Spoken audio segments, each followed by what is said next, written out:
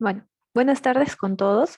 Vamos a continuar con el curso de bioquímica aplicada. Este caso va a estar a cargo el estudiante de medicina Daniel Andrés Giraldo Benítez, es estudiante de cuarto año en la Universidad Cayetano Heredia, director de la línea de investigación académica en cardiología.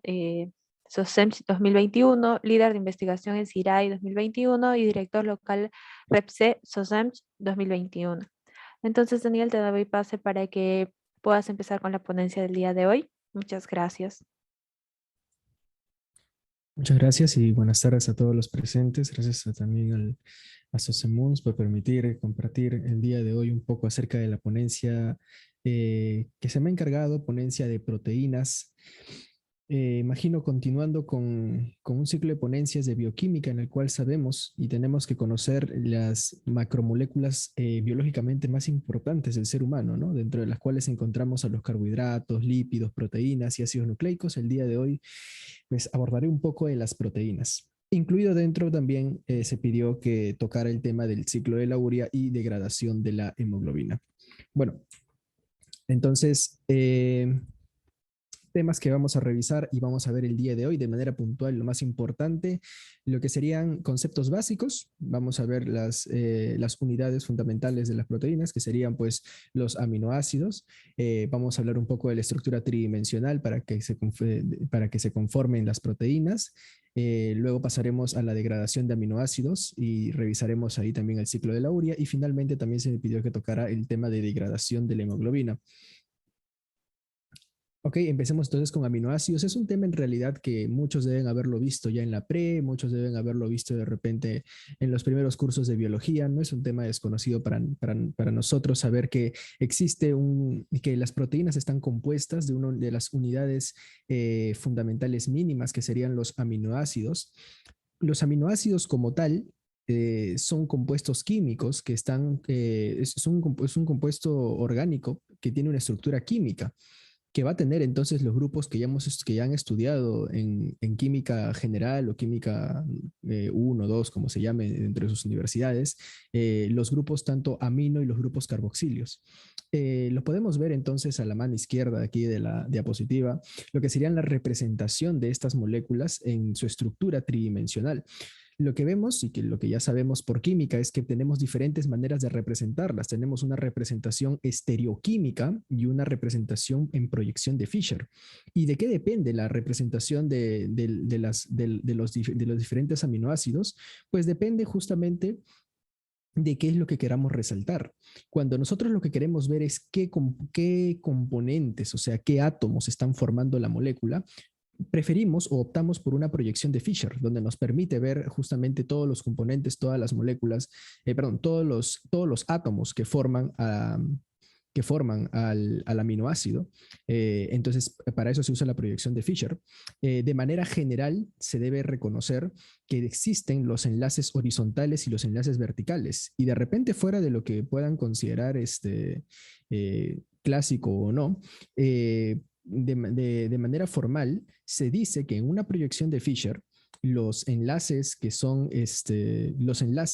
horizontales están proyectándose hacia afuera, o sea, como si salieran de la pantalla, como si salieran del papel, mientras que los enlaces que son verticales están como entrando hacia adentro de la pantalla. ¿Y por qué es importante esto? Porque ya desde aquí tú vas a reconocer que estos compuestos tienen una forma tridimensional.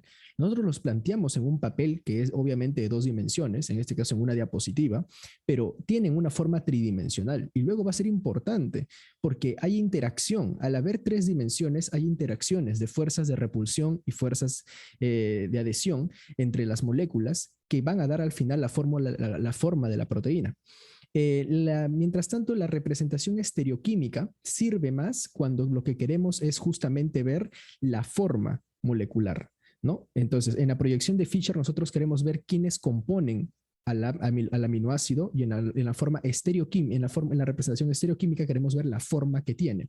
¿Por qué? Porque en la representación estereoquímica vemos estas cuñas, imagino que lo deben haber visto también en química, que son cuñas sólidas y cuñas discontinuas, ¿no? Se dice que la cuña sólida sale del plano y que la cuña discontinua ingresa hacia el plano, mientras que los otros dos enlaces pues se mantienen en el mismo eje, no hay ninguna variación.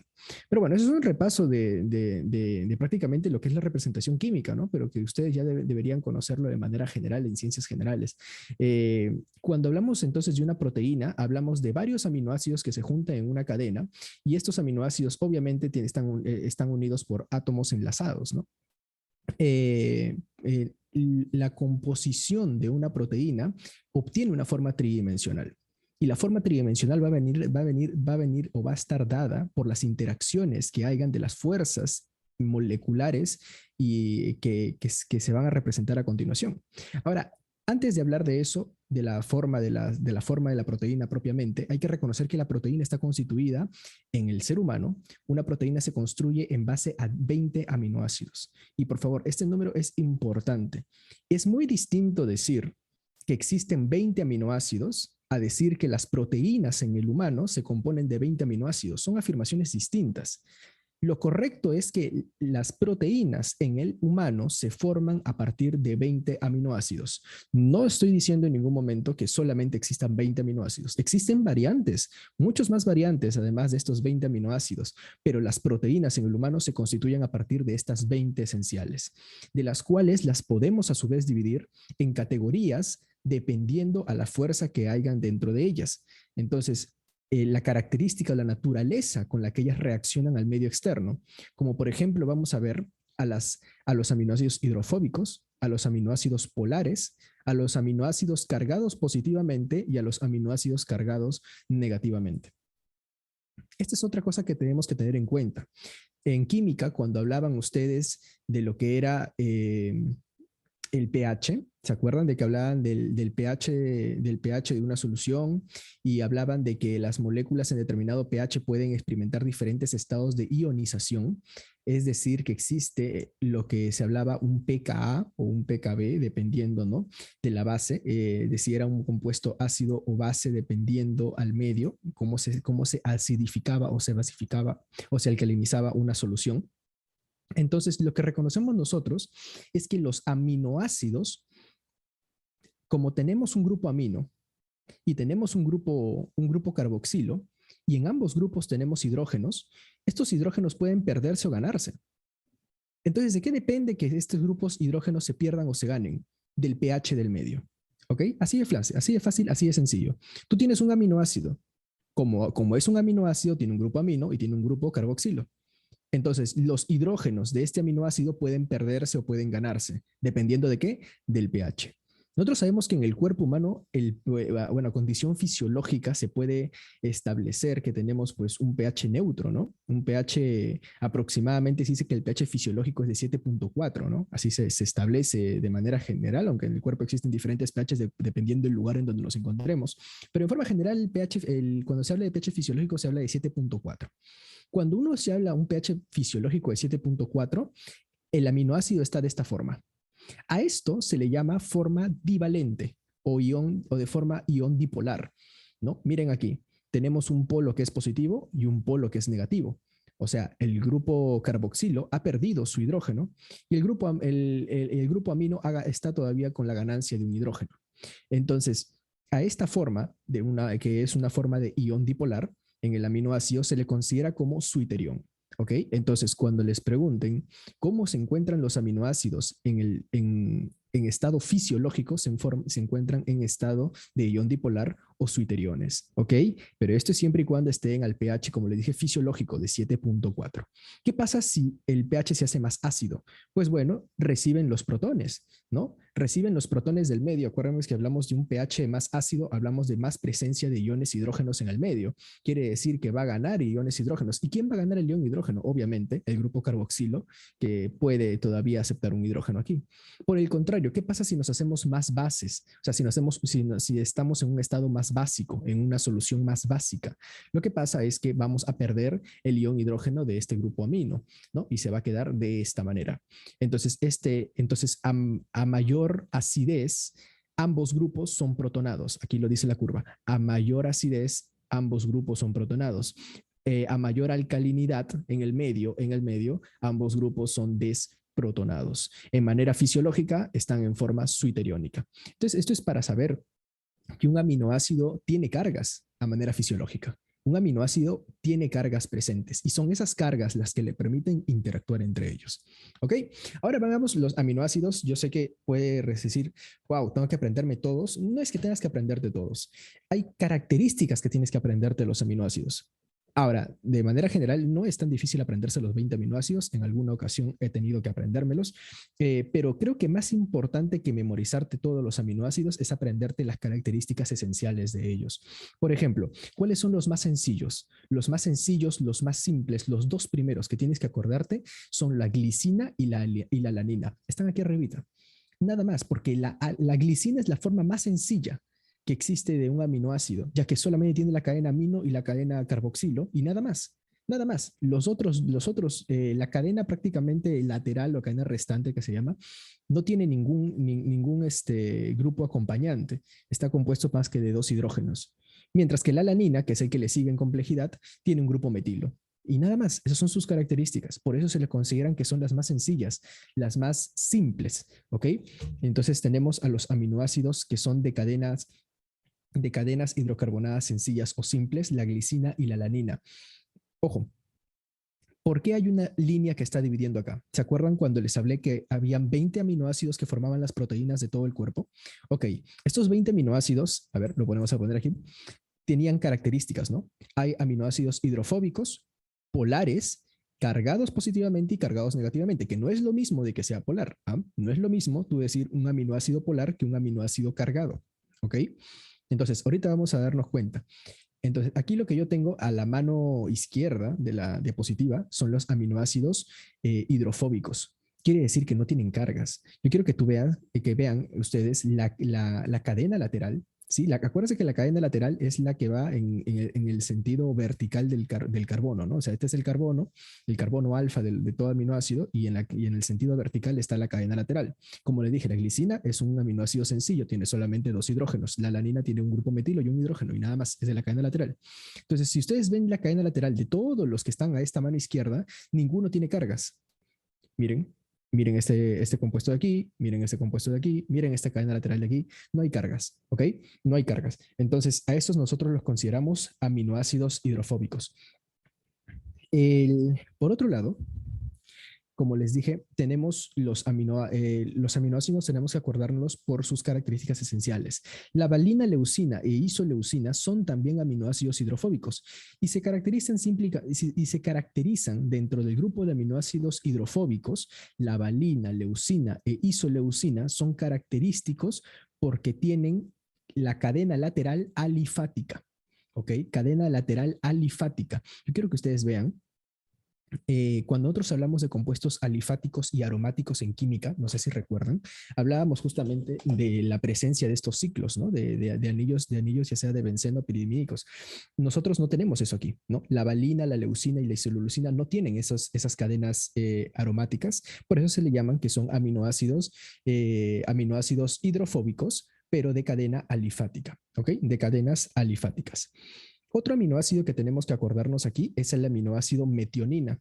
¿Por qué es importante? ¿Qué lo caracteriza? ¿Cuál es la característica principal del aminoácido metionina? Justamente la presencia de este enlace de este átomo de azufre, ¿ok? Que está en su cadena lateral formando un grupo llamado tioéster. Acuérdense cómo se llamaban los compuestos cuando el azufre estaba en el medio y habían dos para cada lado, ¿ok? Este es un grupo tioéster, ¿ok? Acuérdense en química general cómo llamábamos esto, ¿no? Este es un grupo tioéster. ¿Y acuerdan que me acuerdo que en la pre solían hablarnos de los aminoácidos azufrados, ¿no? Y siempre me metionina y cisteína, la fija, siempre tenía, ¿no? Pero ahora hay que aprender una diferencia. Mientras que la metionina es un aminoácido hidrofóbico, la cisteína es un aminoácido polar. Y es una muy gran diferencia. No es lo mismo tener al azufre en medio de la cadena, aquí al medio, lo cual evita que tengan las interacciones, por eso es que se considera hidrofóbico, que tener una cisteína que el azufre sea al final. Y este grupo de aquí no es un grupo tioéster, este es un grupo sulfhídrico, ¿ok? Por eso es que es diferente. A pesar de que ambos son aminoácidos azufrados, no pertenecen al mismo subgrupo de aminoácidos. Luego vamos a tener a la prolina dentro de los aminoácidos hidrofóbicos. ¿Y cuál es la característica principal de la prolina? Que es un aminoácido cíclico, es un aminoácido hidrofóbico cíclico, pero no aromático. Quiero que vean que es muy diferente que tú digas que tú tienes una forma cíclica. Miren, esto tiene una forma cíclica, es cierto, está cerrando el enlace, pero no es aromático. No posee ni el anillo benzeínico, ni el anillo de benceno, ni el anillo de fenilo, perdón, el anillo sería fenilo, el grupo sería benceno. No posee ni el anillo de fenilo, ni tampoco posee el anillo de indol. Entonces, esto no es aromático, simplemente es cíclico, pero la cadena sigue siendo alifática. ¿Ok? Por eso es que es importante acordarse de la prolina. ¿Cuál es el aminoácido hidrofóbico que sea cíclico, pero no aromático? Esa es la prolina. ¿Ok? Y bueno, ya también clásica la pregunta de la pre que solían hacer, ¿no? ¿Cuáles son los aminoácidos aromáticos, ¿no? Teníamos a la fenilalanina, al triptófano y teníamos a la tirosina. Pero como vemos, y aquí empiezan otras disquisiciones, mientras que la fenilalanina y el triptófano son aminoácidos hidrofóbicos, la tirosina es un aminoácido polar. ¿Ok? Entonces, con esto hemos terminado los aminoácidos hidrofóbicos. ¿Y qué lo diferencia entonces un aminoácido hidrofóbico con el aminoácido polar? Un aminoácido polar lo que tiene en su cadena lateral, escucha bien el término, porque este es el término que lo diferencia, es posee un átomo electronegativo. Ojo, muy diferente decir átomo electronegativo que decir átomo ionizado. Acuérdense que estos son los aminoácidos cargados positiva y negativamente, ya lo vamos a ver.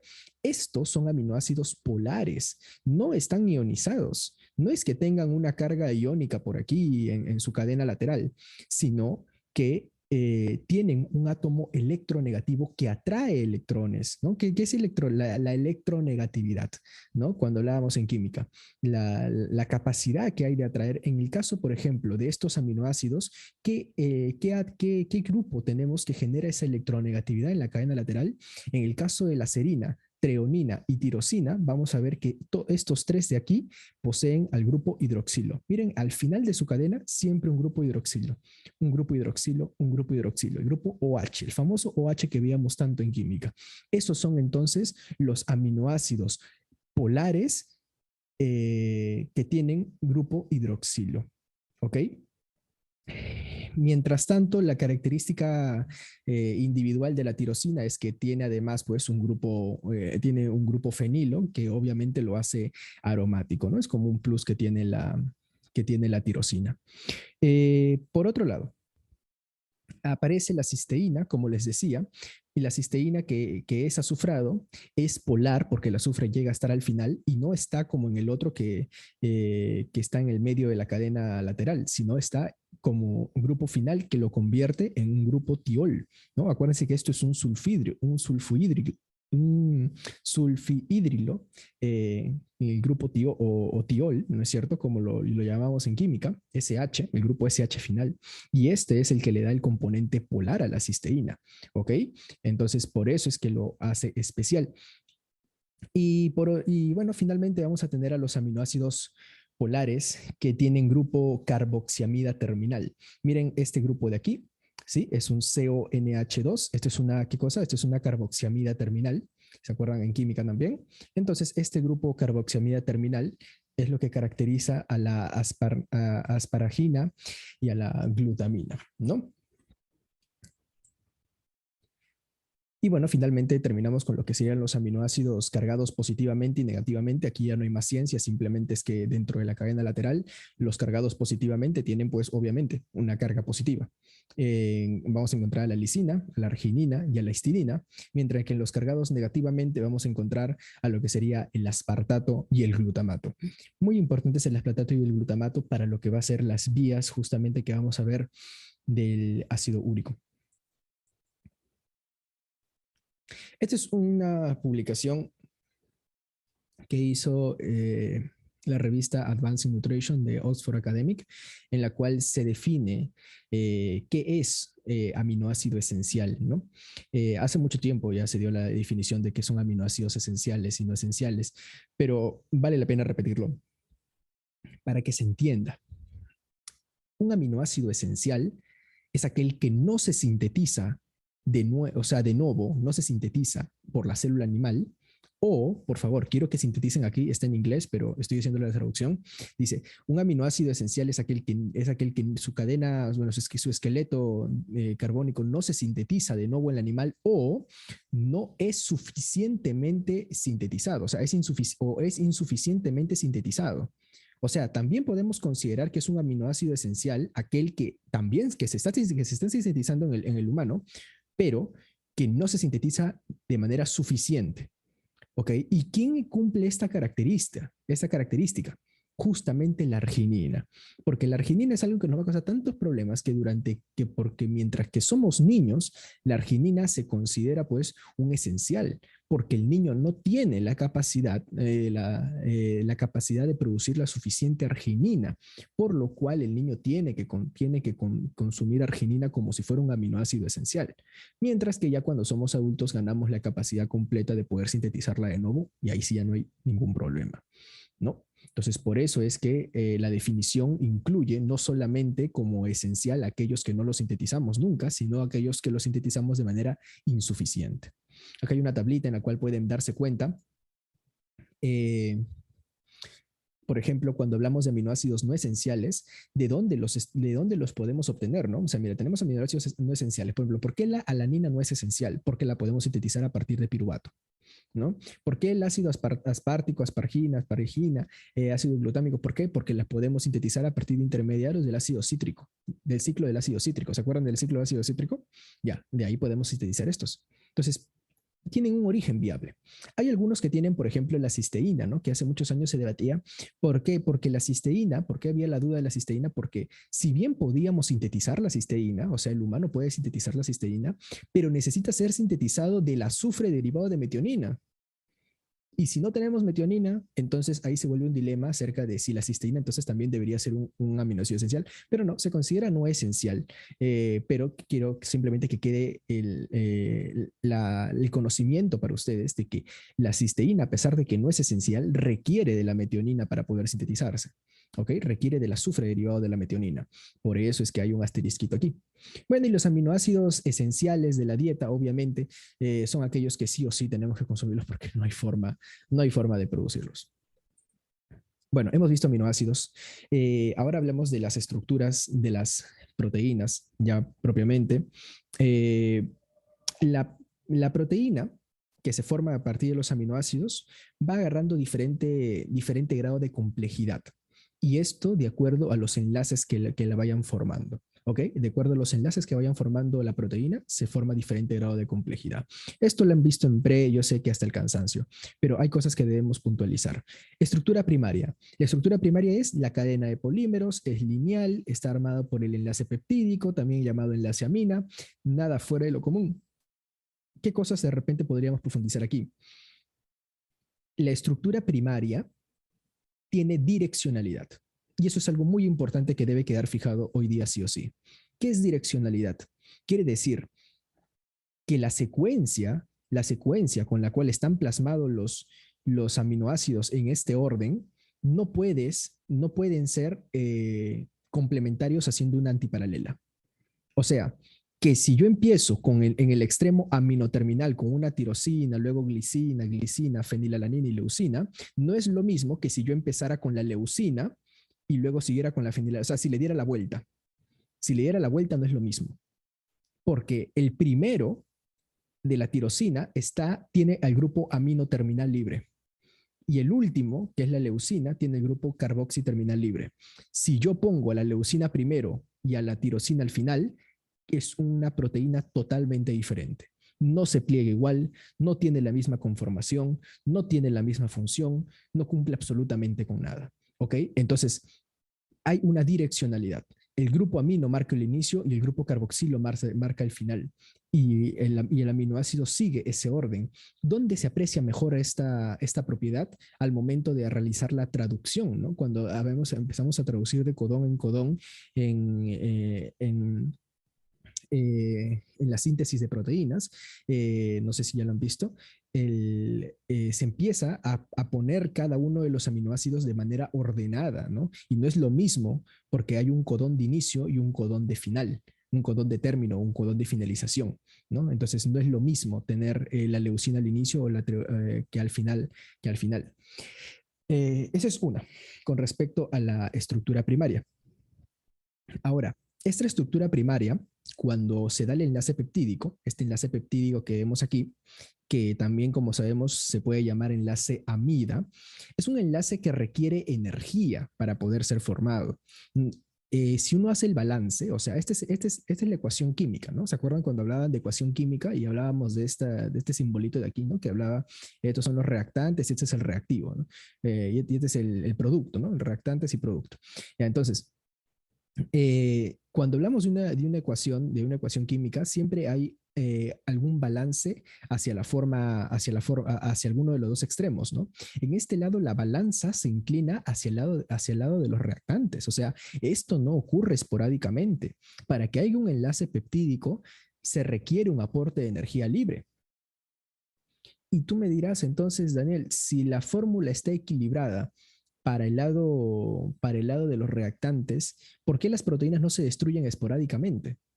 Porque si entonces este enlace peptídico requiere energía y más se tilda para los reactantes, ¿por qué no se destruye?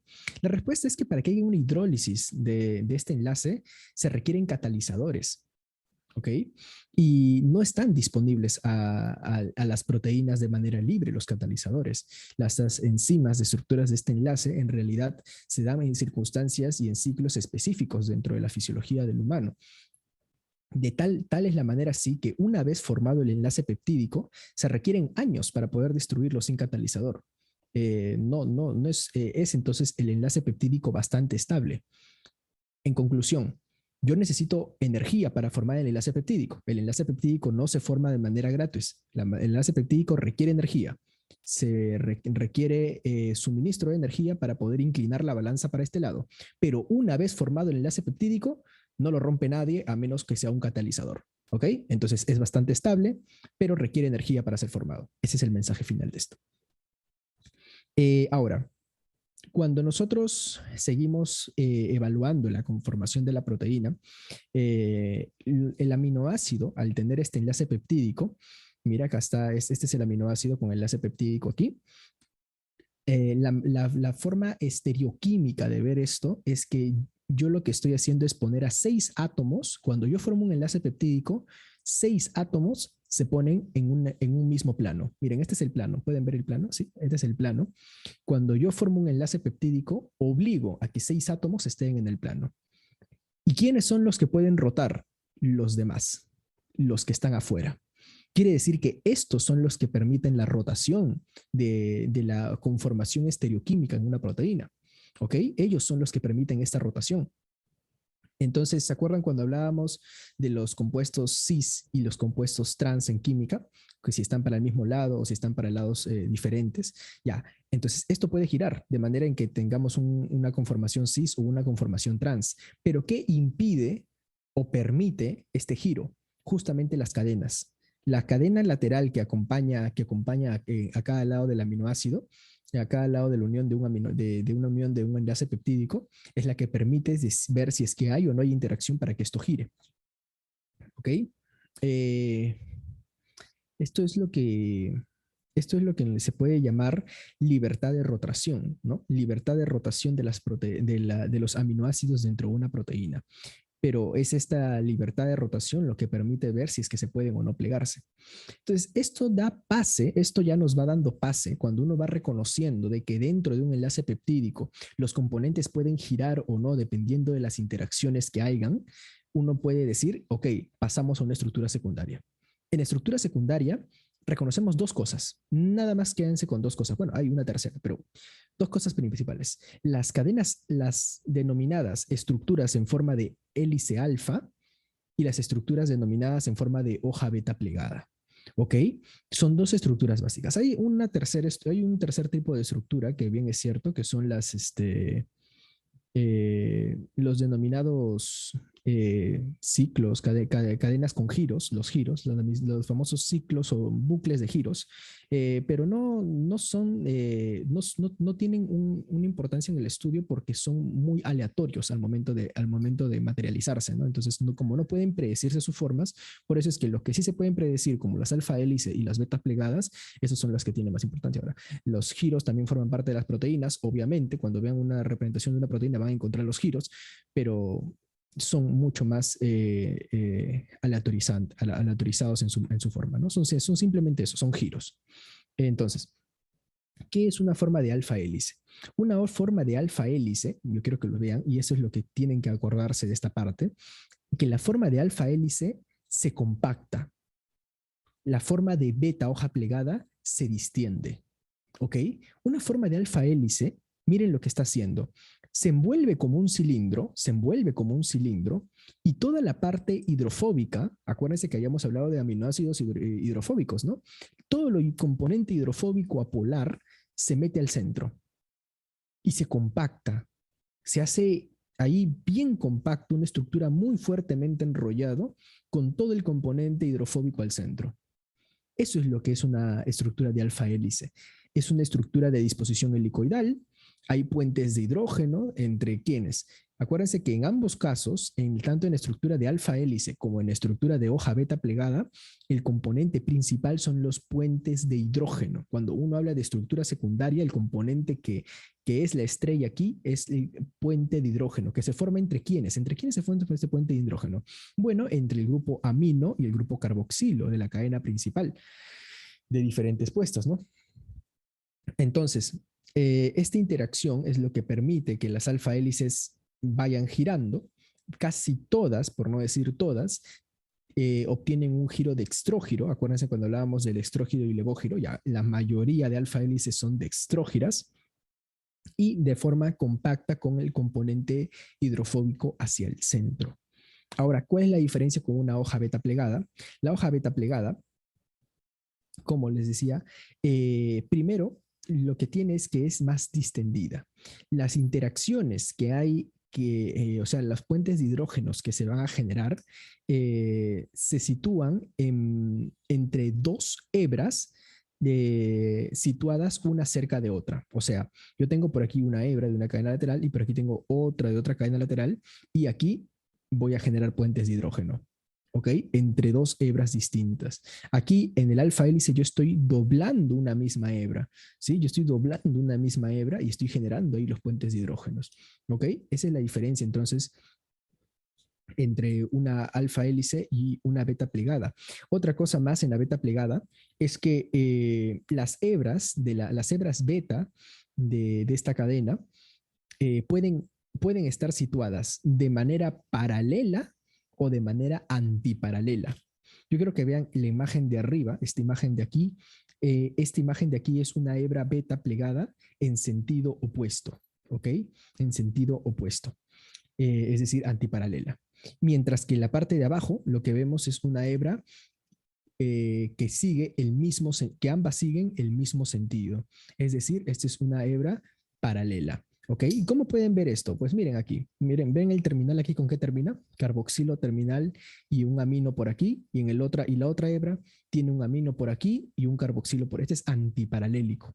Y miren acá, ¿qué pasa cuando el amino está para el mismo lado y los carboxilos están para el mismo lado? Esto es paralelo, ¿ok? La conformación en el antiparalelo es mucho más compacta, ¿no es cierto? Los enlaces son mucho más alineados, mientras que en el paralelo tenemos enlaces con mayor ángulo, ¿ok? Con mayor ángulo.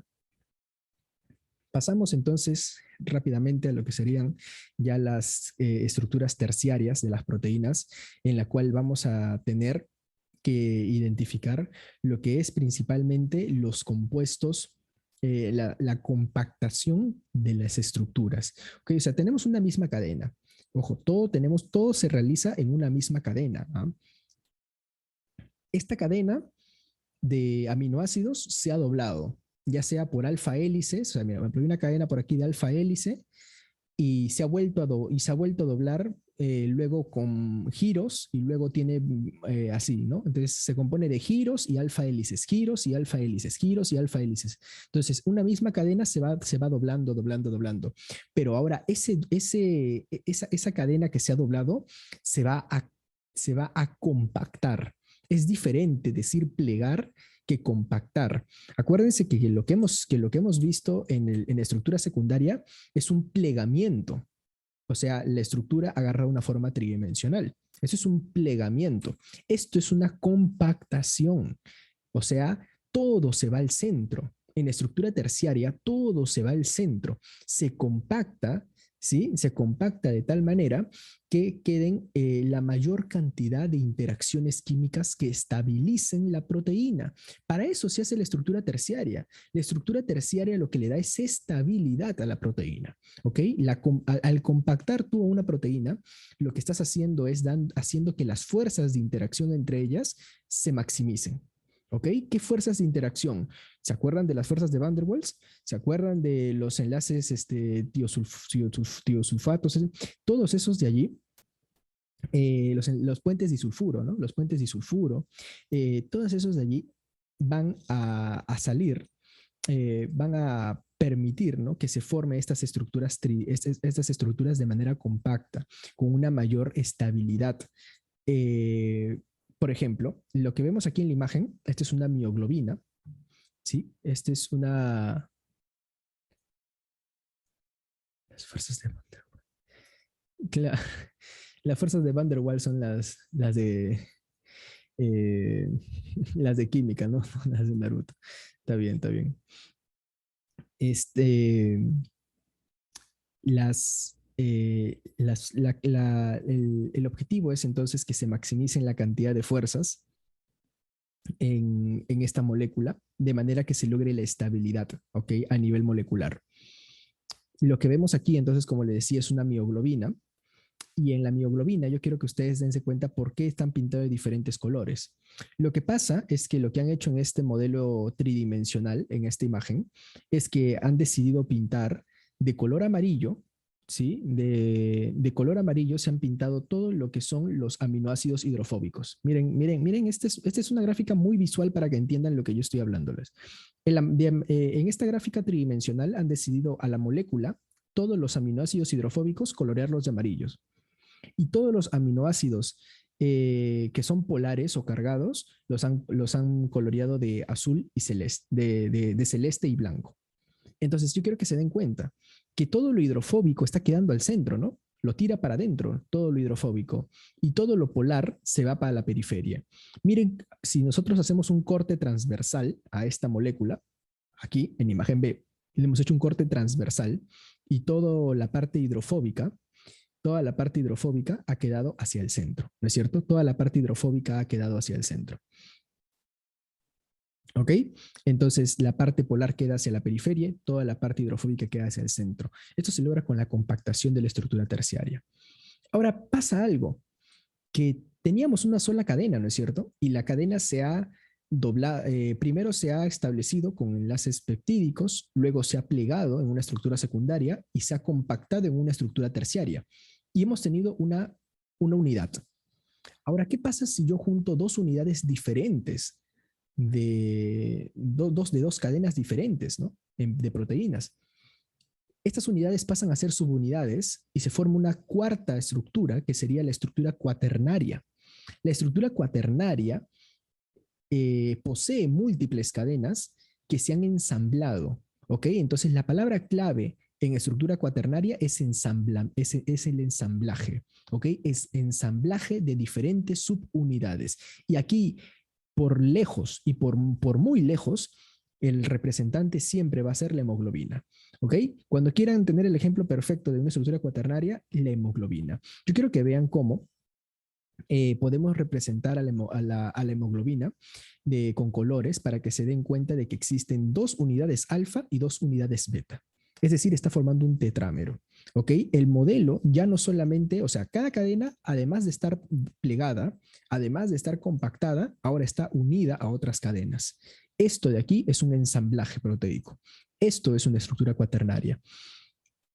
Y nada, eso sería entonces lo que tenemos que saber del plegamiento de las estructuras tridimensionales de las proteínas, cómo empieza siendo primero una estructura primaria con enlaces peptídicos, se pliega en una estructura secundaria, se compacta en una estructura terciaria y se ensambla en una estructura cuaternaria. ¿Por qué es importante conocer esto? Porque existe patologías médicas en las cuales existe un plegamiento defectuoso de las proteínas.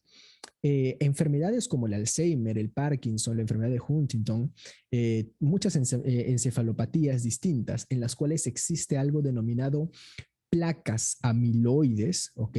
Lo que nosotros conocemos ya en la clínica como amiloidosis, son depósitos de proteínas mal plegadas, ¿ok? Son depósitos. Eso es lo que se ha logrado identificar con los últimos avances, es que lo que hay son proteínas mal plegadas. Causas, diferentes causas. ¿Por qué una proteína puede plegarse defectuosamente? Bueno, ahí está el punto de descubrir el origen del Alzheimer, está el punto de descubrir el origen del Parkinson. Hay algunos que atribuyen esto a la presencia de priones, ¿no? Las enfermedades por priones, de los que son justamente estas placas mal plegadas, ¿no? Depósitos amiloides dentro del cerebro en este caso, ¿no? Ahí podemos ver entonces un mapeo, una tomografía especial con contrastes dentro del cerebro, y podemos darnos cuenta cómo en un cerebro normal tenemos áreas activas, que son las rojas y amarillas, con con una región de menor actividad solamente en los márgenes y en los bordes, ¿no? Y en una persona con Alzheimer, por justamente la presencia de depósitos amiloides, esta área de actividad disminuye mucho en realidad, ¿no? Y esto es lo que podría explicar, pues, las algunas encefalopatías, ¿no? Bueno, este de aquí es simplemente una pequeña presentación de lo que es la enfermedad de Kwashiorkor. El Kwashiorkor es justamente una patología en la cual el niño tiene escasos aminoácidos en su dieta, ¿ok? Ustedes cuando lleven ya el curso de pediatría se van a dar cuenta o les van a enseñar cuáles son los requerimientos nutricionales de un menor, de un infante, ¿ok? O sea, de un niño, un bebé, un infante tienen diferentes requerimientos nutricionales, ¿ok? Entonces, ¿qué pasa cuando tú le quitas aminoácidos a la dieta de un infante? ¿Ok? Puedes causar esto que es justamente la enfermedad de Kwashiorkor. Kwashiorkor significa, etimológicamente significa enfermedad del niño desplazado, ¿no? Es un dialecto de Ghana, de allá del país de Ghana, que significa enfermedad del niño desplazado. ¿Y por qué se le llama enfermedad del niño desplazado? Lo que sucede es que allá a veces algunos padres tenían hijos muy consecutivamente, muy seguidos, de manera de que al bebé se le destetaba rápido, ¿no? Y dicen, se le quitaba la leche materna a un niño para darle al hermano, ¿no? Entonces, ¿qué ocasiona con esto? La leche materna en realidad es una leche con importante cantidad de aminoácidos para la dieta del niño. Y al tú bajarle la cantidad de aminoácidos puedes estar y no complementarlo, ¿no? Y no complementar esta deficiencia de aminoácidos puede generar justamente el Kwashiorkor. El Kwashiorkor, cuando tú tienes unos bajos niveles de aminoácidos, obviamente lo que se va a traducir en diferentes aspectos proteicos, ¿no? Porque una deficiencia de aminoácidos es una deficiencia proteica, al fin y al cabo. Si tú no tienes aminoácidos, no compones proteínas. ¿De dónde rayo vas a sacar proteínas si no tienes aminoácidos en la dieta? Entonces, ahí vas a ver la despigmentación, la despigmentación, por ejemplo, clásico, porque si el pigmento es una proteína, entonces no hay pigmento, ¿no? La presencia de edemas. Tú me dirías, ¿por qué un niño con deficiencia en la nutrición, por qué está gordito, no? Esto no es gordura, ¿ok? Esto no es que el niño aquí, acá ven Kwashiorkor, lo ven al niño con esta barriguita. Esta no es una panza de que el niño esté lleno, esté gordito, sino de que tiene deficiencia de proteínas, ¿no? Como la albúmina, por ejemplo. Y hay proteínas, como la albúmina, por ejemplo, que lo que hacen es determinar la distribución del líquido corporal. ¿no? Entonces, si tú no tienes las proteínas que regulan esta distribución de líquido corporal, empiezan a haber edemas, empiezan a ver, el vientre se hace grande, pero no por la comida, sino porque empiezas a generar edemas, ¿no? Ante la falta de proteínas. Hay un exceso de agua en los tejidos. Esto es entonces lo que sería el kwashiorkor, ¿no? Diferente a un marasmo, ¿no? Porque en el marasmo tú ves una desnutrición, pero justamente por la comida tal cual, ¿no? O sea, por todos los componentes nutricionales equilibradamente, por lo que el niño se adelgaza. Pero cuando la desnutrición es únicamente de aminoácidos, miren lo que causa, ¿no? Una barriguita que incluso podría confundirse con que está gordo, pero no está gordo, sino que tiene kwashiorkor. Bueno, ahora sí, chicos, el corazón de esta puede ser también por amibas, lo de que uno lo ven con la barriguita. Claro, o sea, el origen parasitológico, parasitario es que cuando uno aborda una patología, o sea, claro, pues tú puedes poner un parásito, ¿ya? Que puede generar, por ejemplo, un agrandamiento abdominal. Pero es diferente cuando tú tienes un abdomen agrandado por parásitos que se compone de, que puede detectarse incluso la forma parasitoide en una ecografía. O sea, tú pones una eco en el abdomen y tú puedes llegar a ver diferentes síntomas. Y además que vas a ver, por ejemplo, componente inflamatorio, ¿no? Porque si tú tienes un parásito, lo primero que va a saltar son eosinofilia, ¿no? Traducido en el examen sanguíneo. ¿Ok? Entonces, es un componente más inflamatorio. Ahora, sí es cierto que puede haber incluso concomitante a un síndrome de Kwashiorkor, lo que es la presencia de bacterias como Proctobacterium, Cliobacterium pneumoniae, una complicación maldita, pero, o sea, son componentes diferentes. El punto es identificar la clínica, ¿no? Si tú tienes un Kwashiorkor puro, lo que vas a ver es esto, lo que he puesto en la tablita del Kwashiorkor, ¿no? Si tú quieres un Kwashiorkor puro, o sea, causado simplemente por la deficiencia de consumo de aminoácidos en la dieta, ¿qué vas a ver? Edemas, despigmentación, estos signos de aquí, el Cris impavit, el signo de la bandera. Vas a ver el daño biliar que se ha causado, ¿no? Lo que estás causando aquí a nivel biológico, los marcadores que saltan, los niveles de sodio y potasio que vas a, o sea, es más metabólico, ¿no? O sea, los indicadores de un kwashiorkor son más metabólicos. En el caso de un parásito, que también pueden causarte un abdomen distendido, hay más componente infeccioso, pues, ¿no? Porque es más infeccioso, tiene un foco más infeccioso localizado. Pero pueden tranquilamente coexistir, ¿eh? Pueden tranquilamente coexistir. En niños así coexisten muchas cosas, porque la desnutrición, cuando tú tienes un niño de un componente desnutrido, se inmunodeprime.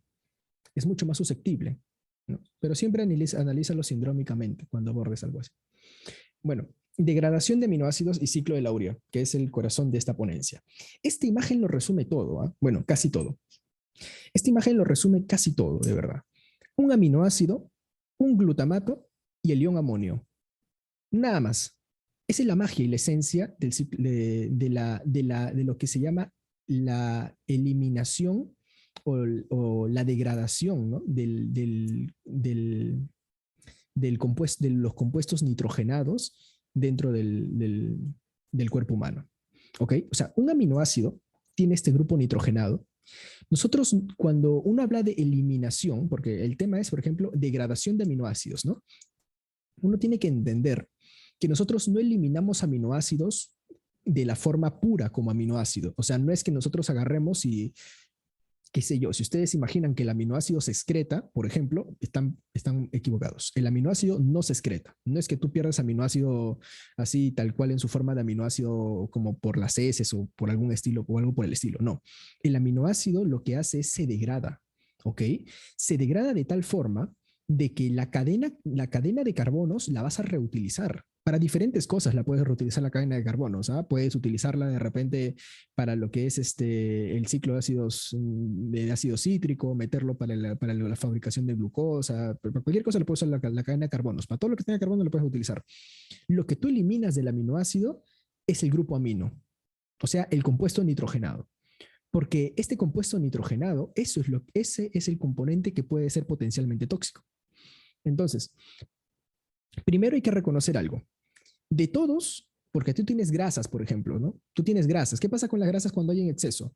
¿Se acumulan o no? Ahí tú ves tu depósito de grasa, de repente puedes estar viéndolo ahorita en tu casa, ¿no? Tú acumulas grasas en tu cuerpo, no hay ningún problema. Si no las usas, la usarás más tarde. A veces nunca las llegas a usar, pero ahí están. Tienes también un depósito de glucosa, ¿o no? Que se deposita como glucógeno. Claro, tú tienes glucógeno en tu hígado. Ahí tienes un hígado graso de repente que te mata, pero lo tienes. Entonces, hay depósitos de glúcidos y depósitos de lípidos, pero el aminoácido se puede depositar, por así decirlo. Vas a decir, depósitos de aminoácidos de las proteínas mal plenadas, no, pues, o sea, me refiero a, se depositan en manera en que puedan reutilizarse posteriormente, o sea, de manera útil se pueden depositar los aminoácidos, no. Tú no puedes guardar aminoácidos para más tarde, no puedes decir, yo voy a usar estos aminoácidos más tarde, lo voy a guardar, no, el cuerpo, aminoácido que no sirve, no, lo eliminamos, tendrá que venir más tarde otro, pues no, ni modo, tendremos que fabricar más tarde. La cosa es que lo elimina, ¿ok?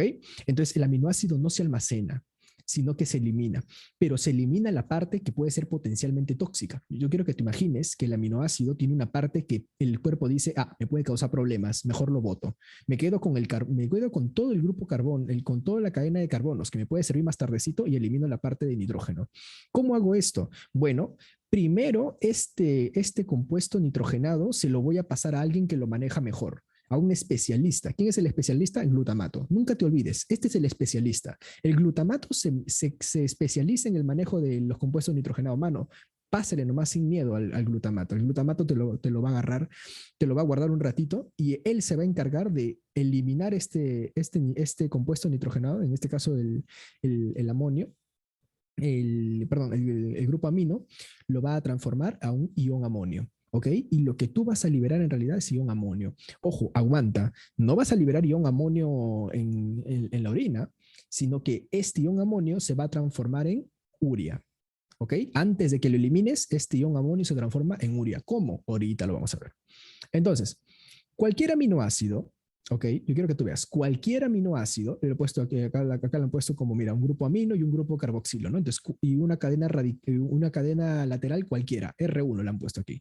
Entonces, cualquier aminoácido, ok, puede interaccionar con quién? Principalmente con el alfa-cetoglutarato, ok, principalmente con el alfa-cetoglutarato. ¿Y qué es lo que va a pasar? ¿Qué es lo que va a suceder? Van a interactuar las aminotransferasas, que créeme que solamente para bioquímica la vas a llamar aminotransferasas, ¿sí? Pero ¿por qué para bioquímica la vas a llamar aminotransferasas, ¿ya? Pero para el resto de tu vida en medicina la vas a conocer como transaminasas.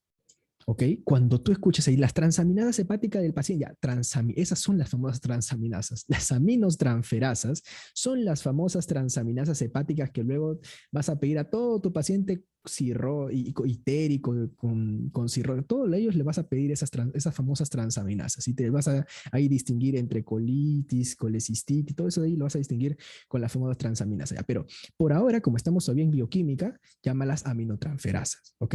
Entonces, las aminotransferasas lo que hacen es amino transferir, o sea, transfieren un grupo amino.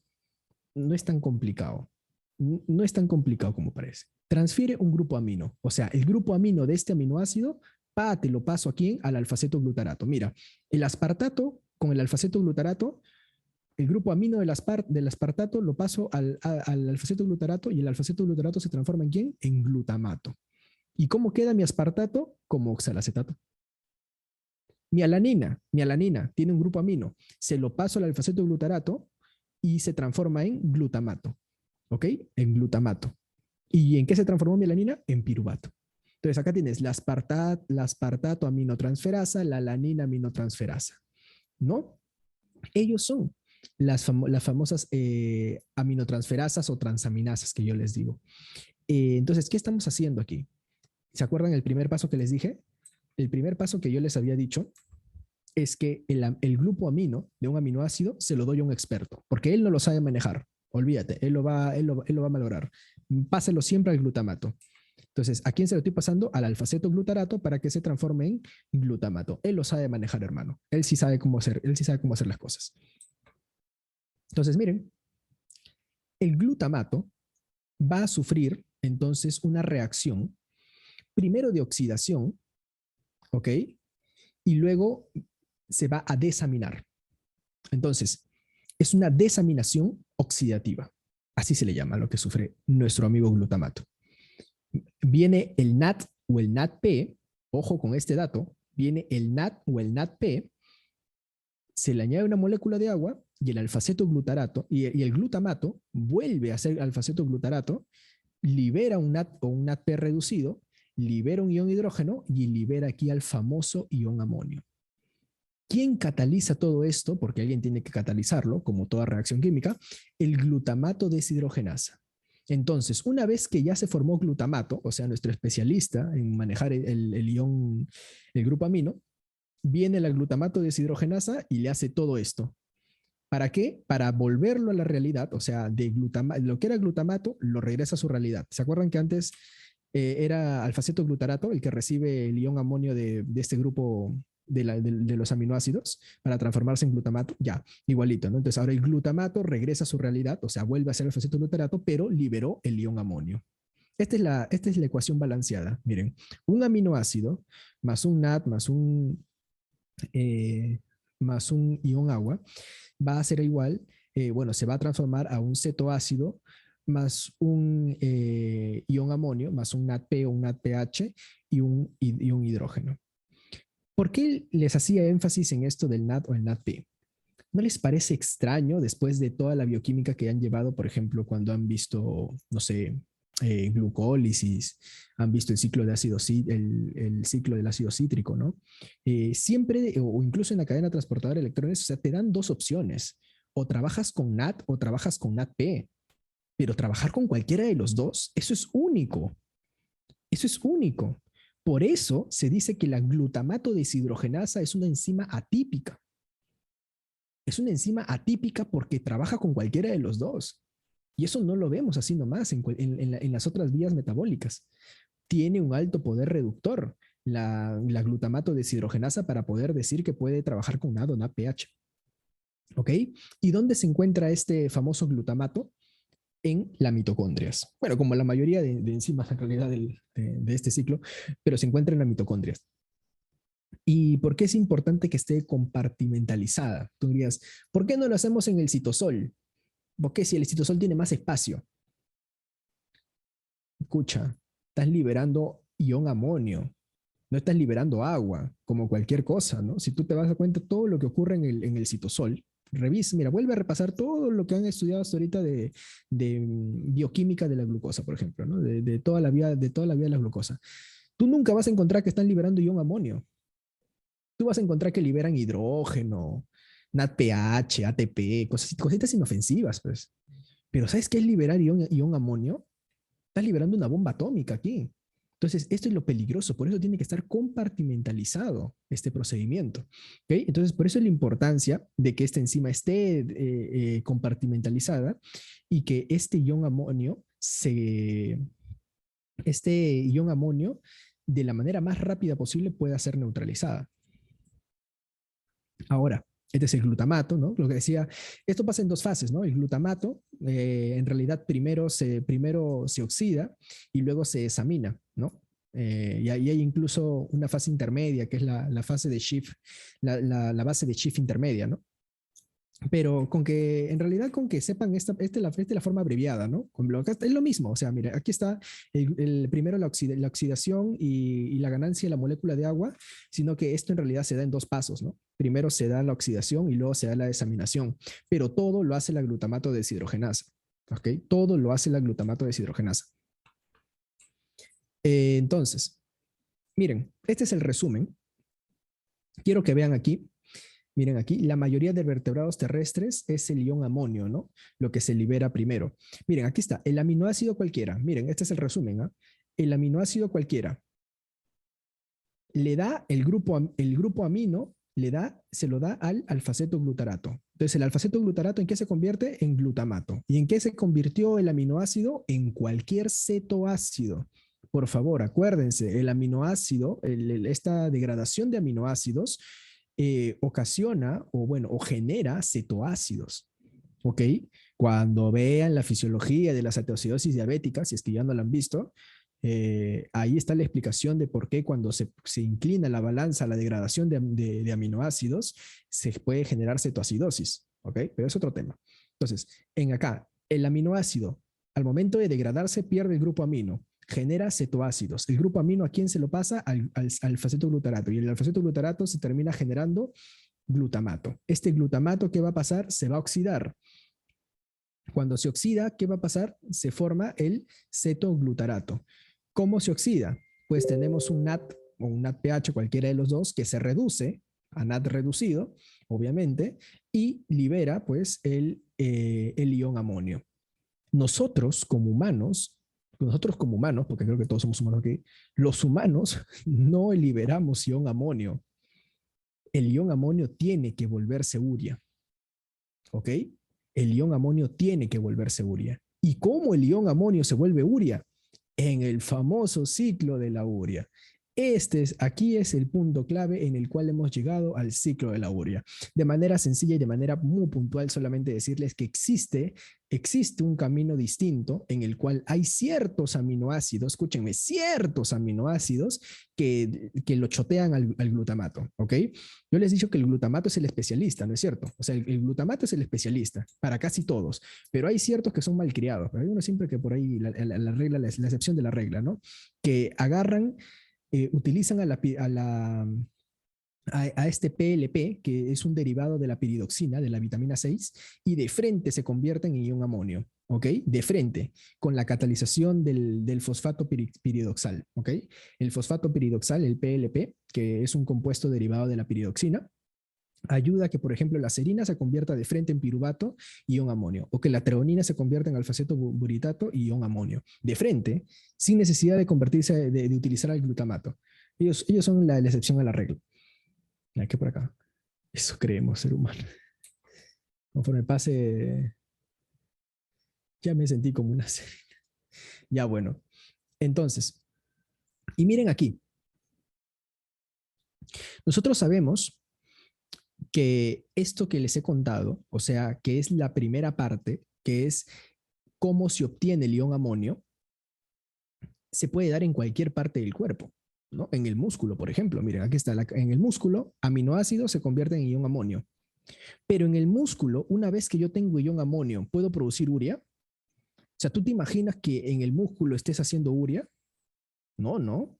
Peligroso. Yo les he dicho que el ion amonio no es una cosa de chiste. Es altamente tóxico.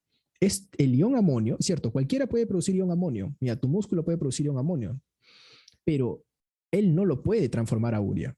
Él tiene que mover este ion amonio hasta un lugar donde se especialicen en el manejo del ion amonio para su transformación en urea. Y el lugar donde pasa eso, y el único lugar donde pasa eso, es en el hígado. ¿Ok? En el hígado. Entonces, si el músculo produce amonio, lo que hace es transportarlo en el ciclo llamado ciclo glucosa-alanina. ¿Ok? Mira, yo sé que te parece común porque mira, si tú ves hígado y músculo, ¿a qué te hace recordar? Si yo te pongo hígado, músculo en un lado y un ciclo de compuestos moleculares girando, esto de aquí se parece al ciclo de Corio, ¿no? ¿Se acuerdan del ciclo de Cori, del lactato? Ya no sé, ya si no repasen ahí bioquímica de la glucosa, ¿ya? Entonces, ya cuando había un exceso de lactato, ¿se acuerdan de ácido láctico y tenía que purificarse el músculo y se lo pasaba para el hígado? Ya todo eso, ¿no? El ciclo de Cori. Ya, pero este es el ciclo de la glucosa-alanina, muy parecido. Lo que hace es que ahora el compuesto que quiero purificar es este grupo, el ion amonio. Entonces, el ion amonio lo voy a juntar con el piruvato. Piruvato lo usan para todo, al piruvato para todo lo usan, de verdad. Es el pobrecito carga con todo en el cuerpo. El abuso del piruvato. Entonces, al piruvato lo utilizan para cargar al ion amonio y se convierte en alanina. La alanina puede viajar más tranquilo. El ion amonio está acá adentro, ¿eh? En la alanina. Lo han metido ahí, lo han metido de camuflado y lo han mandado hasta el hígado. Y en el hígado la alanina vuelve a pasar lo mismo, ¿no? Se lo pasa al glutamato y el glutamato lo vuelve amonio y el amonio lo vuelve urea. ¿Ok? Porque esta conversión de amonio a urea solamente lo vamos a hacer en el hígado. ¿Ok? Solamente esta parte de aquí va a suceder en el hígado. Mucho cuidado con ese dato. ¿Ok? Y por aquí tenemos de que el ion amonio también puede ser transportado por el glutamato. Ya les decía yo que el glutamato era el experto en manejo de los compuestos nitrogenados. Entonces el glutamato yo puedo coger al ion amonio y lo puedo movilizar también como glutamina, ¿no? Entonces, ¿quiénes son los que pueden movilizar el ion amonio en el cuerpo? O sea, el ion amonio puede ir en carrito, por así decirlo. Puede ir en un carrito llamado alanina o en el carrito de la glutamina. En cualquiera de los dos va a ir. En cualquiera de los dos, pero ahí se tiene que movilizar para llegar hasta el hígado, hasta donde se pueda transformar en urea. Nosotros, como les decía, somos humanos, entonces dentro de los mamíferos, nosotros no excretamos amonio, ¿ok? Amoníaco de manera forma no lo excretamos, cosa que los peces sí, ¿ok? Nosotros excretamos urea. Tampoco quiero que piensen que nosotros somos como las aves o los reptiles que producen ácido úrico. Mucho cuidado. Entonces, no son lo mismo, ¿ok? Nosotros eliminamos urea, ¿ok? Nosotros eliminamos urea, estamos en este grupo de aquí. Hay una explicación biológica para esto. La explicación es que el amoníaco o el amonio es altamente tóxico. Si tú, imagínate, liberaras esto en tu orina, y como nosotros no estamos rodeados de un ambiente como de agua, ¿no? En el caso de los peces, por ejemplo, que están rodeados de agua, no diluye, ¿no? Sino que se esparce en el ambiente y generas un ambiente tóxico, ¿no? Entonces, como nosotros no somos tóxicos, por eso es que nosotros tenemos que liberarlo con un compuesto un poco menos tóxico, como la urea, ¿no? Ahora, el ácido úrico es mucho menos tóxico, ¿ah? El ácido úrico es mucho menos tóxico. Pero ¿cuál es el problema del ácido úrico? ¿Por qué no lo hacemos como los reptiles o las aves? Porque no es soluble, pues. Entonces, nosotros no tenemos cloaca, ¿no es cierto? Nosotros tenemos una parte de orina, entonces nosotros tenemos que hacerlo un poco más soluble. Entonces, un punto medio entre la toxicidad y la solubilidad es la urea, ¿ok? Esa es la explicación biológica, ¿no? El cuerpo es sabio. Ahora nosotros lo valoramos porque queremos. Ciclo de la urea. Tenemos entonces, ya termino ahora sí ya, el ion amonio que se convierte en urea. Para que se convierta en urea, tiene que dar toda esta vueltita, ¿no? Primero vamos a utilizar a la famosa citrulina, y quiero que lo vean porque por alguna razón lo están encerrando en tan importante cuadradito. Nosotros obtenemos el carbamilfosfato, utilizamos el carbamilfosfato, que es un compuesto que nosotros tenemos en la matriz mitocondrial, ¿ok? Y lo mezclamos con ornitina, que es otro compuesto que también tenemos. Entonces, nosotros tenemos el carbamilfosfato, tenemos la ornitina y se mezclan, generando citrulina, ¿ok? Generando citrulina. La citrulina, por todas las enzimas que ya hay en este ciclo presentes, solito, en manera automática, la citrulina da toda la vuelta. O sea, se convierte en argininsuccinato, se convierte en arginina, y cuando se convierte en arginina, libera por un lado urea y por otro lado ornitina. Pero lo vamos a ver parte con parte. Espérense. Que lo he dejado para el final esto. Está al final. Ya. Escuchen. Al final está la explicación de todo este ciclo bonito. Antes de ver la explicación de todo el ciclo bonito, porque este ciclo de aquí, como les decía, o sea, sigue pasos, fases que tienen nombre, lo he dejado para el final, no sé por qué lo he puesto para el final. Quiero que quede algo claro. El que impulsa la producción o la eliminación de este grupo, del grupo amonio en urea, al final llega a ser la citrulina. Porque una vez que tú tienes citrulina, todo funciona en automático. ¿Ok? Escúchenme bien, porque ahorita les voy a poner un problema con esto. Yo lo que necesito es citrulina para que todo funcione en automático, para que todo el ciclo me empiece a trabajar así solito. Lo puedo utilizar de repente con la ornitina y el carbamilfosfato, ¿no? Y los pongo ahí a girar. Pero una vez que yo tengo citrulina, todo me funciona en automático y libero mi urea por acá. Entonces, ¿qué es lo que pasa?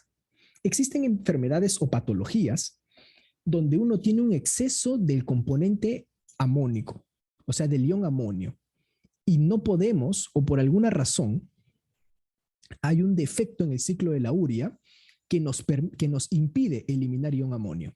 ¿Ok? Lo que nosotros en clínica llamamos hiperamonemia. ¿Ok? Hiperamonemia. Aquí lo pueden ver. ¿Y en dónde y en quiénes vamos a ver esta hiperamonemia? A veces no tan frecuente, pero se puede ver como patología ya bien definida en niños, ¿ok? Por diferentes causas, por infecciones, por medicamentos, por patologías congénitas, o sea, defectos congénitos en el ciclo de la urea. Y por ejemplo, les pongo este caso, ¿no? Una niña, no voy a mezclarlo con clínica, se los prometo que no, solamente es un ejemplo para que entiendan la importancia de saber el ciclo de la urea. Es un ejemplo clínico aplicado, no se mezclen con problemas clínicos. Tengo una niña de 3 años, 8 meses, insuficiencia respiratoria, o sea, tiene problemas para respirar, crónica, de etiología desconocida desde hace un año. Yo te lo traduzco, para que no te traumes. Si yo tengo una insuficiencia respiratoria crónica de este 3 años, yo no voy a pensar que es una infección viral, pues. Una infección que me dure un año, o sea, imagínate que se hubiera muerto la niña, ¿no? Un año que tengo una infección, no creo. ¿Tú crees que va a ser viral, bacteriano? ¿Un año? No, pues. Ya tampoco no tiene, te lo pongo más fácil, no tiene fiebre, no tiene leucocitos, no tiene nada. Pero tiene un año. Tú vas a decir, algo crónico. ¿Qué causa crónico? Problemas respiratorios. Por ahí un enfermo me lanza y me dice cáncer. Sí, cáncer en una niña de 3 años. No te digo que es imposible, pero cáncer en una niña de 3 años. También eres sádico, eres, pues, ¿no? Puede ser, ¿ah? No estoy diciendo que no, que sí, pero hay que ser sádico, ¿no? Para pensar en cáncer en una niña de 3 años. Pero ojo, ya tiene un año ya.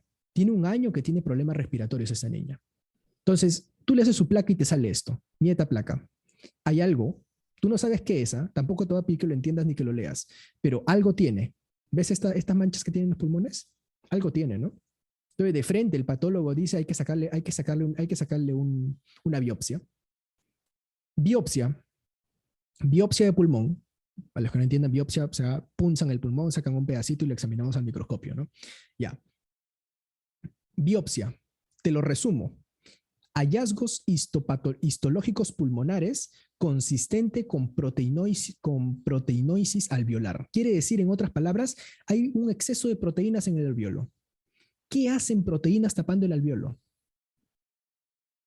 Entonces, como tú has aprendido degradación de proteínas y tú has aprendido bien tu ciclo de la urea, tú sospechas, pero yo no estoy eliminando proteínas. Hay un problema con mi degradación de proteínas. Hay una acumulación de proteínas en el cuerpo de esta niñita. Interesante, ¿no? Entonces yo voy a hacer lo mismo porque yo me acuerdo que el hígado es aquel que maneja todo eso. El ciclo de la urea me enseñaron alguna vez que en el hígado se encontraba ese ciclo de la urea. Ni me acuerdo cómo era, pero ahí estaba. La misma cosa. La misma tontería. Hallazgos compatibles con glucosinólisis focal. O sea, también un manejo terrible ahí en el hígado. Entonces, por ahí se te ocurre, porque a mí me enseñaron que los aminoácidos no se eliminan como aminoácidos, ¿no? O sea, los aminoácidos se eliminan, tienen que desaminarse y eliminamos urea. Vamos a la orina y encuentras aminoácidos en la orina, pues. ¿Te acordaste? ¿Y qué pasó? ¿Por qué encontré aminoácidos en la orina? Orina y niveles elevados de ornitina, lisina y arginina. Caso clínico, chicos. Publicado, ¿ah? Intolerancia a la proteína lisinúrica o LPI. Así de simple. ¿Hay alguna condición genética o cualquier cosa dentro de esta niñita? Es un error innato en el metabolismo, ¿ok? Que le impide a esta niñita eliminar, eliminar pues, el ion amonio de su cuerpo. Y como no puede eliminar el ion amonio, tampoco puede eliminar las proteínas. Y como no puede eliminar las proteínas, entonces hay un cúmulo de proteínas. Y como hay un cúmulo de proteínas, se van a acumular o se van a depositar en cualquier lado. En este caso, en la niñita se habían depositado en el pulmón. Y el pulmón ahí en sus alvéolos tú veías ahí la cantidad de proteínas depositadas. Cúmulo de proteínas. Al nivel, ¿en dónde puedes encontrar tú estos depósitos? En el pulmón, en el intestino, en el riñón puedes encontrar. Y es un trastorno genético conocido. ¿Ah? O sea, esto ya no es tan nuevo. Mira, ¿qué año es esto? No me acuerdo. 2015. Esto ya es conocido. Es más, hasta han podido detectar cuál es el gen. El gen es este, SLC7A7. Este es el gen que está mutado en estas personas. Se detecta en nacimiento niños que no pueden eliminar proteínas. ¿Cuál es el tratamiento? dieta baja en proteínas y suplementación con citrulina. ¿Por qué crees que les estamos dando citrulina a estos niños? Porque yo me acuerdo que una vez me explicaron por ahí, quién habrá sido el expositor que me explicó, pero me explicó por ahí un expositor que la citrulina en automático me ponía a trabajar todo esto, ¿no? O sea, me permitía eliminar urea. Ah, ya, eso es, por eso le damos citrulina a estos niños, ¿no? Citrulina 300, te importa a ti la dosis. Con que tú al doctor cuando te pregunte, diagnosticas y digas que le das citrulina, ya te hiciste una, ya. Diosito lindo. Ojalá de algún día diagnostiques esto. Citrulina, entonces. Tratamiento para los niños con intolerancia a la proteína lisinúrica. Si no te acuerdas el nombre, simplemente tú dile, el niño no puede eliminar proteínas, doctor. No puede eliminar proteínas. Debe estar dañado el ciclo de la urea. No me acuerdo la enfermedad, pero está dañada su ciclo de la urea. Hay algún gen por ahí del niñito que está fallando. Eso es. Esa es la patología. ¿Ok? Entonces, para terminar ya con esto, miren entonces cómo la citrulina permite justamente que dé toda la vuelta al ciclo de la urea. También quiero que sepan que como ambos utilizan alarginina succinato, también incrementa la actividad del ciclo del ácido cítrico, ¿sí? Miren cómo, o sea, al estimular tú alguno, también estimulas al otro, ¿ok? ¿Por qué? Porque ambos comparten un elemento, un elemento productor, ¿no? Que es la arginina succinato. Entonces, si tú das citrulina e incrementas la línea para acá, como si fuera una perilla, imagínate como si fueran dos tuercas que están engrasadas aquí, ¿no? Giras para un lado y también gira para el otro lado, ¿no? Entonces la arginina succinato también aumenta y como aumenta este de aquí, también va a aumentar todas las demás desencadenantes del ciclo del ácido cítrico, porque están encadenados. Ahora sí, ciclo de la urea, como les decía, tiene fases. La primera fase es la formación de carbamilfosfato. Aquí sí tienes que aprender, hermano, coge tu lapicito y apunta. Esto es lo único que tienes que memorizar de esto, ¿ya? Formación del carbamilfosfato. O sea, yo tengo bicarbonato y lo transformo hasta carbamilfosfato. Esto de aquí del medio no creo que te tomen, y si te toman son malos, pues. De bicarbonato se va a transformar primero a carbamilfosfato. ¿Quién va a generar esto? La enzima carbamilfosfato sintasa. ¿Ok? La enzima carbamilfosfato sintasa. No es tan difícil, ¿no? Porque tú sabes que todo lo que es sintasa es lo que está produciendo y carbamilfosfato es el producto final. Entonces, carbamilfosfato sintasa. ¿Dónde estamos? Estamos aquí, ¿ah? Estamos aquí. Acuérdense que yo iniciaba el ciclo con carbamilfosfato. Entonces, yo obtengo primero el carbamilfosfato. ¿De dónde obtengo el carbamilfosfato? Del bicarbonato. ¿Con qué enzima obtengo el carbamilfosfato? Con la carbamilfosfato sintasa. Ya tengo mi carbamilfosfato. Ahora, mi carbamilfosfato, aquí está, ojo, mi carbamilfosfato está aquí, se va a mezclar ¿con quién? Con la ornitina. Esto es como aprenderse el ciclo de Krebs, es la misma cosa. Hay algunos nombres que son nuevos para ti, pero lo vas a aprender. Carbamilfosfato, ¿con quién viene? Con la ornitina, que ya está presente. Y entonces, ¿quién viene? La enzima ornitina transcarbamilasa. ¿Y qué estoy formando? Citrulina. ¿Dónde estamos? Aquí. Carbamilfosfato y la ornitina se mezclan con la enzima y forman citrulina. Y a partir de ahí está en automático. ¿Ya? Y a partir de ahí estás en automático. ¿Ya? Si ya tienes entonces carbamilfosfato, mezclaste ornitina y produciste citrulina con la ornitina transcarbamilasa, ya todo lo demás es automático. La citrulina luego se mezcla con el aspartato en lo que es la síntesis del argino succinato. ¿Qué enzima metaboliza esto? La arginino succinato sintasa. Paso número 3, síntesis del argino succinato, ¿no? Ya tengo mi citrulina. Mi citrulina entonces recibe aspartato y con el aspartato que ha recibido genero arginino succinato. Proceso número 4. Produzco ahora el arginino y fumarato. Entonces yo tengo mi arginino succinato. Mi arginino succinato ahora va a sufrir los efectos de la enzima arginino succinasa. Acuérdate que succinasa es que lo estoy partiendo por la mitad. Entonces la arginino succinasa a mi arginino succinato lo divide. ¿En qué? En arginina y en fumarato. ¿Y qué pasa con la arginina? La arginina se hidroliza. ¿Por qué enzima? Por la enzima arginasa que produce urea y ornitina. ¿Dónde estamos? Aquí está. Ahora sí. Ahora sí debe haber quedado claro este cuadrito. Yo tengo mi carbimilfosfato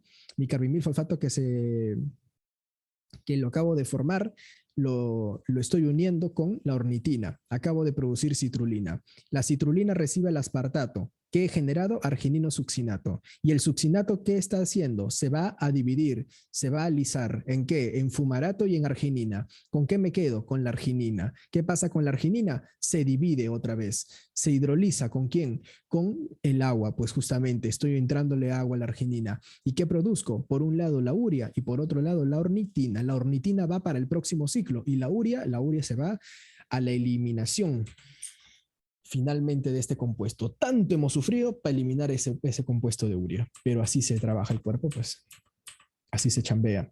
Todo lo que hace tu cuerpo para que tú lo malogres causándote incontinencia urinaria después. No te vas al baño, una infección urinaria por ahí y lo malograste al cuerpo. Bueno, contenido a revisar finalmente, degradación de la hemoglobina.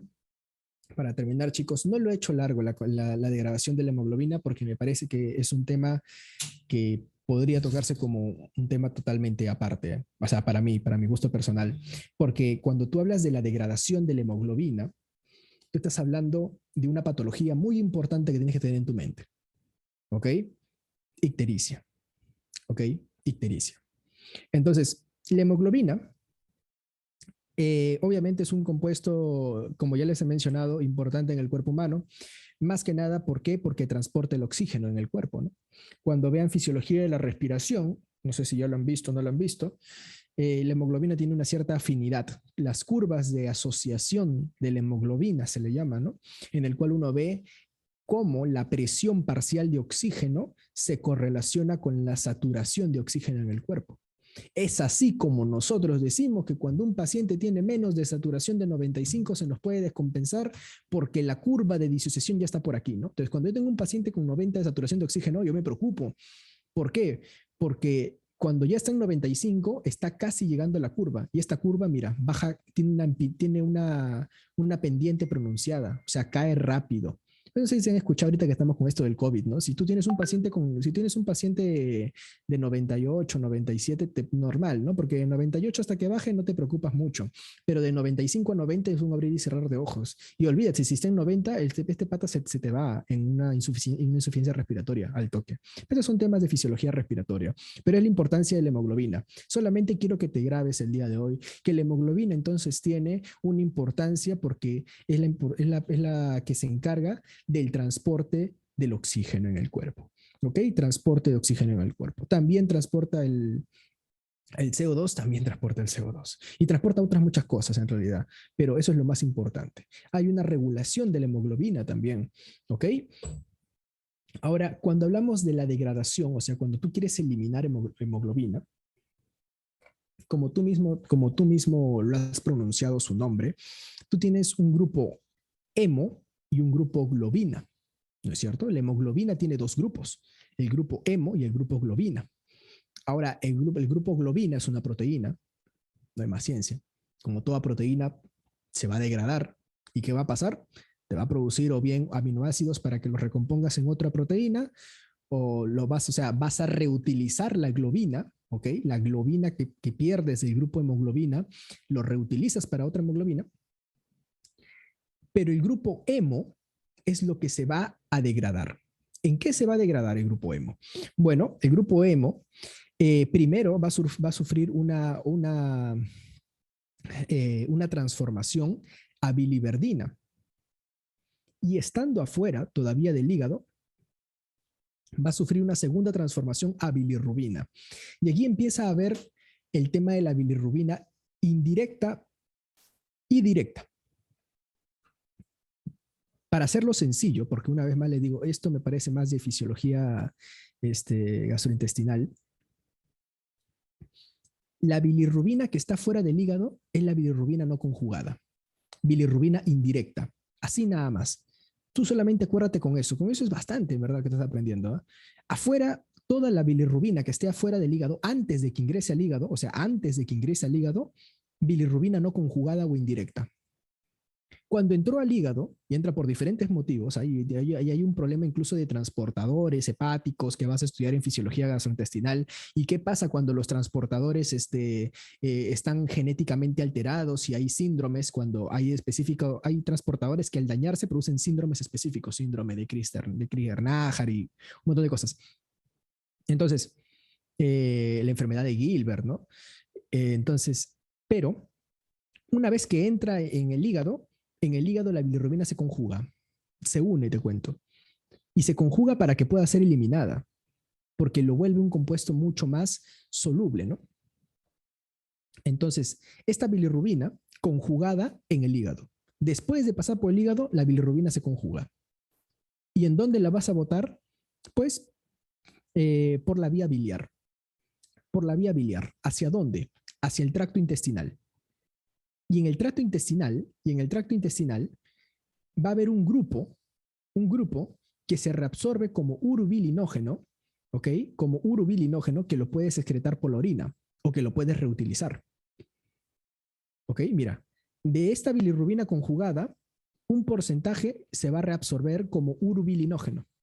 Este urobilinógeno, un porcentaje lo reutilizas y un porcentaje lo eliminas. El porcentaje que lo eliminas se va a la orina. Entonces, urobilinógeno eliminado en la orina y el que le da coloración. Y el resto que no se reabsorbe, se elimina como estercobilina. Y eso son lo que le da la coloración a las heces. Entonces, si yo tengo unas heces que no están coloreadas, heces pálidas, heces como quieras llamarle, o sea, heces con falta de pigmentación, yo tengo un problema de bilirrubina, ¿no? Y si yo tengo unas heces fuertemente coloreadas, o sea, cargadas, así bien coloreadas, de un color amarillo así fuerte, entonces yo tengo un exceso de bilirrubina, ¿no? Pero bilirrubina, ¿qué? Directa, ¿no? Porque estoy hablando de la bilirrubina que se produjo después del pase por el hígado. ¿Y qué pasa si yo obstruyo esta salida? O sea, ponte que aquí, porque estas son vías biliares, ¿te acuerdas cuando estudiaste anatomía y tu profesor te agarraba a palos porque no te aprendías la vía hepática y tú decías, ¿cómo? Que el conducto hepático derecho, izquierdo común, el colédoco, el cístico, ¿no? Y nunca lo aprendiste, hermano, jalaste abdomen, ¿no? Pero te recuperaste con pelvis, ¿no? Porque pelvis es más fácil. Ya, ojalá que no haya sido tu caso. La cosa es que sí lo recuerdo.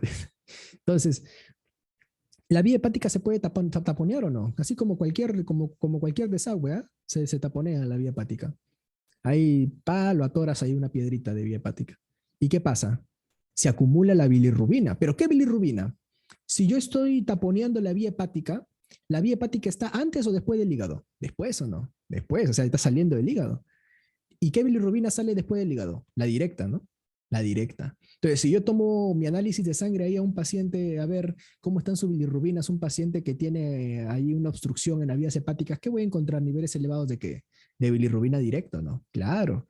Entonces, es diferente encontrar un paciente con bilirrubina directa elevada, porque yo pienso en qué? En un patrón colestásico, ¿no? O sea, cuando tú hablas de que hay obstrucción, tú hablas de colestasis, ¿ok? Entonces, es un patrón colestásico, se le llama, ¿no? Bilirrubina directa elevada Mira, con eso es suficiente que entiendas esto, ¿eh? ¿Y cuándo yo encontraría una bilirrubina indirecta elevada? O sea, que niveles de bilirrubina indirectas antes del hígado, ¿no? O sea, el problema tiene que estar antes del hígado. El problema más clásico que tú te vas a encontrar de bilirrubina indirecta, es porque hay mucha destrucción de glóbulos rojos. O sea, el glóbulo rojo se destruye tan rápido que el hígado no puede procesarlo. ¿Cómo se le llama eso? Mano, hematología. No sé si han llevado fisiología hematopoyética. Bueno, se llama hemólisis. Claro, hemólisis extravascular o intravascular, ¿no es cierto? Hemólisis, claro. Hay mediciones de apto. Bueno, cuando vean fisiología hematopoyética también van a ver esto otra vez, ¿ok?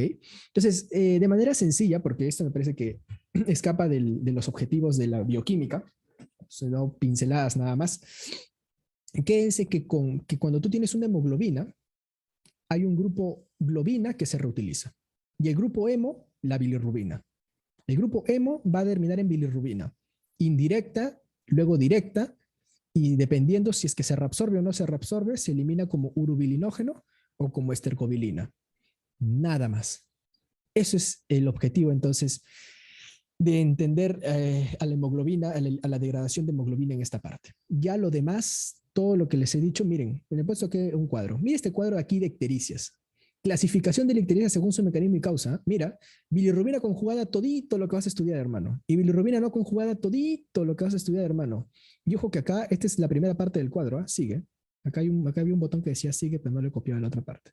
No es para meterte miedo, es para que, no es para meterte miedo, te lo prometo, es para que te motives más bien a estudiar, porque es bonito, cuando llegas a este tema te vas a dar cuenta que es bonito, es muy bonito, yo te animo a que continúes, aún estás en bioquímica, aprende bien la bioquímica para que luego tengas el fundamento de decir por qué, porque tú llegas a clínicas y tú dices, la bilirrubina directa conjugada, no conjugada, y ni siquiera te acuerdas qué cosa era bilirrubina, hermano. Y ese es triste, ese es triste. Mi mejor recomendación es que cada pasito que vayas dando lo des bien dado. Bioquímica aprende bien bioquímica aprende, porque es la base de todo lo demás. Bueno chicos, eso fue todo lo que pude traer para el día de hoy. Muchas gracias por su atención, por estar aquí y espero que de algo les haya servido por lo menos lo que les he dejado. Muchas gracias por su atención. Cualquier duda, pregunta, me confianza nomás. ¿Qué tal, chicos? Antes de que manden sus preguntas, por favor, voy a estar mandando un link para que puedan llenar lo que vendría a ser su pase de lista de la ponencia del día de hoy. Muchas gracias.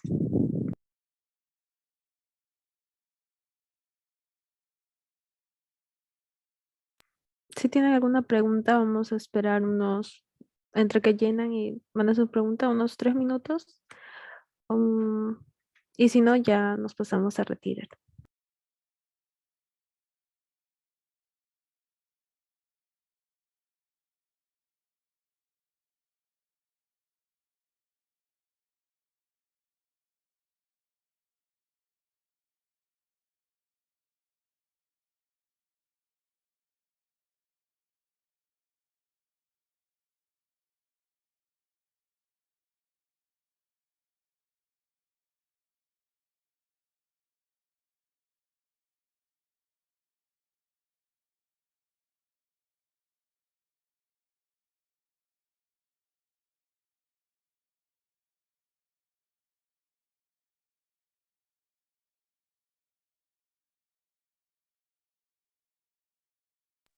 Bueno, acá hay una pregunta.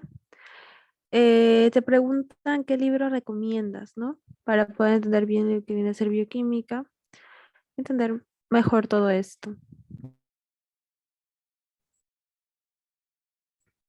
Claro, bueno, justo es una pregunta que creo que sí te puedo responder en este momento.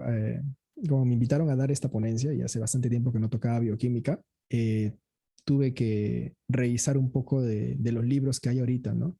Me parece que trabajan, no sé ustedes si son si son ahorita de la UNS, porque Sosemons es la que está organizando el evento, porque trabajan con el Harper, me parece, y también con el Baines, pero de manera personal, si quieren entenderlo, o sea, primero la base de toda bioquímica, así como los he puesto, y por ejemplo, toda esta colección de ecuaciones, para mí, a mí, por ejemplo, me sirve mucho cuando yo veo,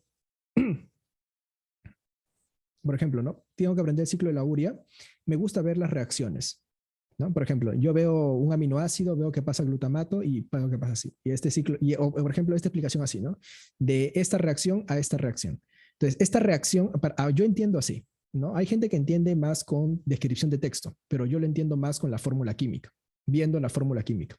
Entonces, si es que tú eres así como lo de los míos, que entiende con la fórmula química, el Strayer es un libro de bioquímica que te puede ayudar mucho.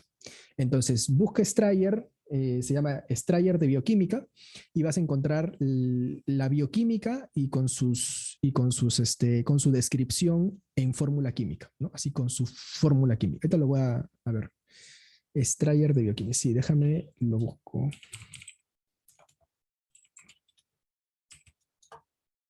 Ya.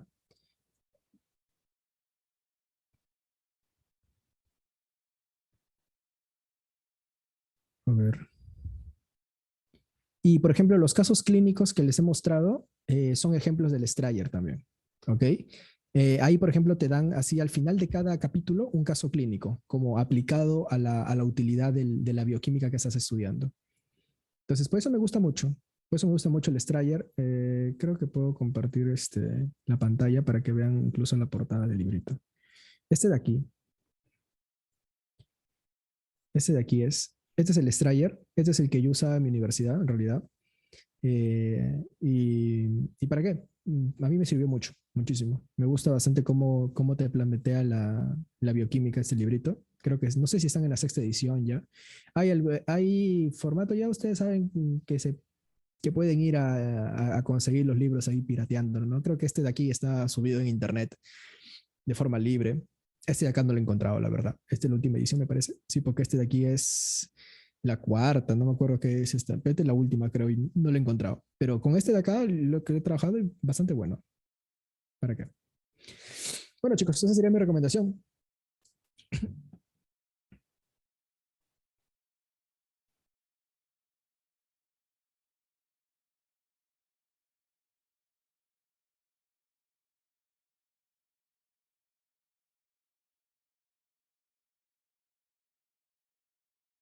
Bueno, como al parecer ya no hay más preguntas, se le agradece mucho su ponencia del día de hoy, Daniel, y eso sería todo, chicos. Hasta luego, cuídense. Muchas gracias. Muchas gracias con todos. Hasta luego.